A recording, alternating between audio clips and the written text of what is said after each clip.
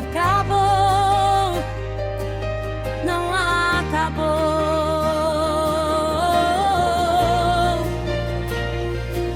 Se ainda há barro, ainda há propósito, ainda há propósito, ainda há propósito. O vaso ainda tá na mão do oleiro, tá na mão, tá na mão, tá na mão, tá na mão, tá na mão, tá na mão, tá na mão.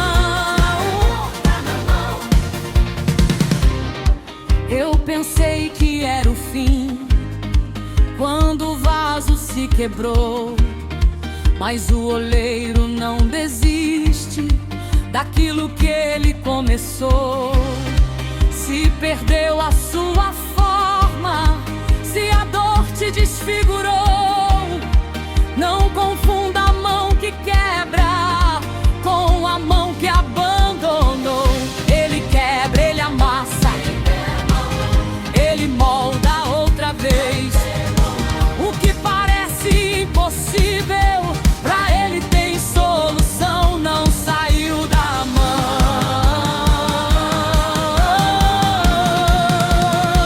não saiu da mão.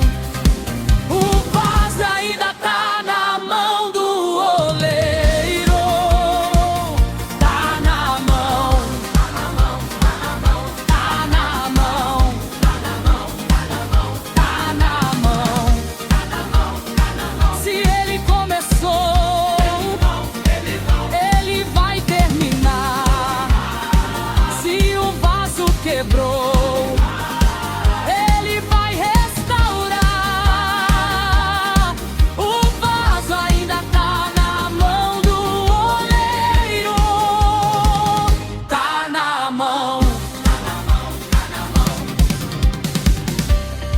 não importa quantas vezes esse vaso se quebrou, o barro não escolhe a forma, quem escolhe é o oleiro. Pode ter marca de lágrima, pode ter marca de dor, mas enquanto estiver nas mãos, ainda existe um Deus moldando. Ei, você não é obra abandonada, não, você não é barro esquecido, não.